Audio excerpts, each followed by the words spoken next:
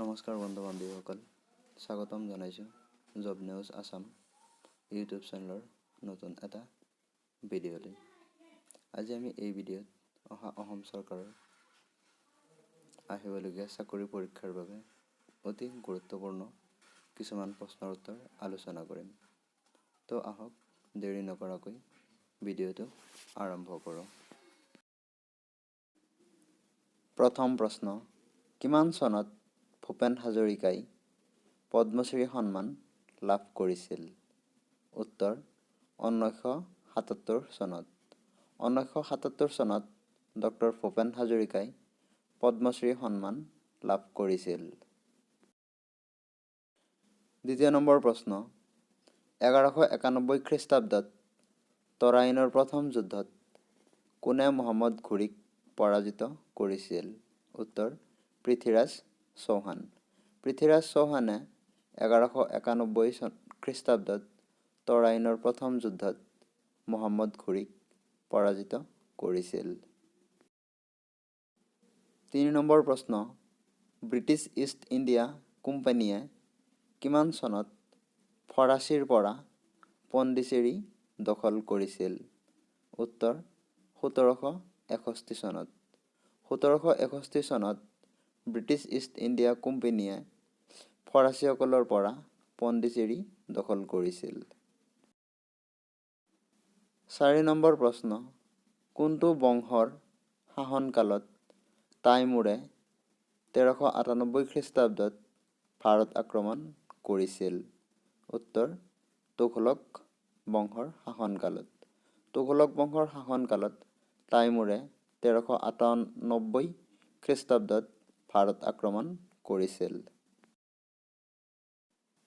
5 number প্ৰশ্ন, অসম চৰকাৰে আৰম্ভ কৰা বৃক্ষৰোপণ আঁচনিখনৰ নাম কি?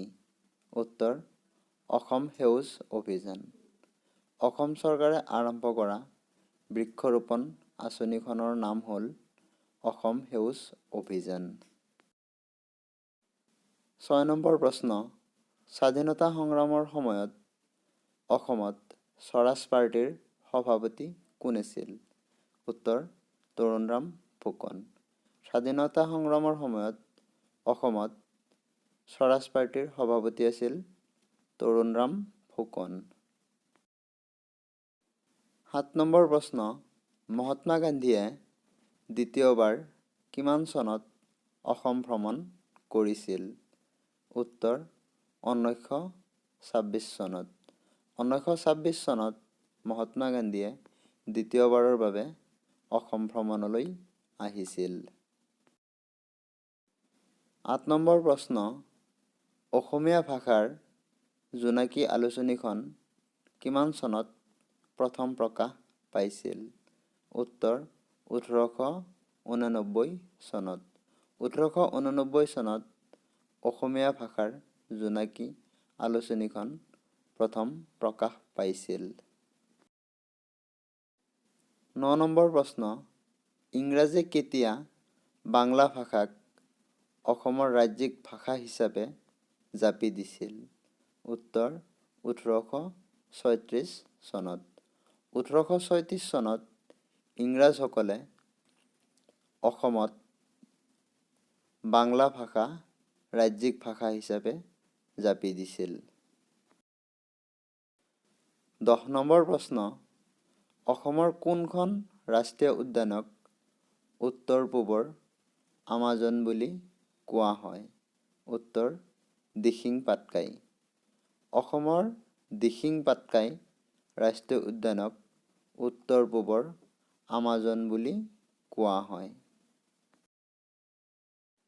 11 নম্বৰ প্ৰশ্ন, ডক্টৰ ভূপেন হাজৰিকাই কিমান চনত শ্ৰীমন্ত শংকৰদেৱ বঁটা লাভ কৰিছিল?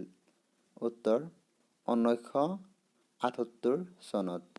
1978 চনত ডক্টৰ ভূপেন হাজৰিকাই শ্ৰীমন্ত শংকৰদেৱ বঁটা লাভ কৰিছিল। 12 নম্বৰ প্ৰশ্ন, কিমান চনত গুৱাহাটীৰ প্ৰথমখন শৰাইঘাটৰ দলং নিৰ্মাণ কৰা হৈছিল? উত্তৰ 1962 চনত। 1962 চনত গুৱাহাটীৰ প্ৰথমখন শৰাইঘাট দলং নিৰ্মাণ কৰা হৈছিল?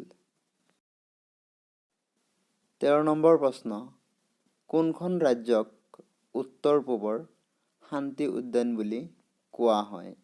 উত্তৰ মিজোৰাম। মিজোৰামক উত্তৰ পূবৰ শান্তি উদ্যান বুলি কোৱা হয়। 14 নম্বৰ প্ৰশ্ন, শালস্তম্ভ বংশৰ সময়ত কোনটো মন্দিৰ নিৰ্মাণ কৰা হৈছিল? উত্তৰ মহাভৈৰৱ মন্দিৰ।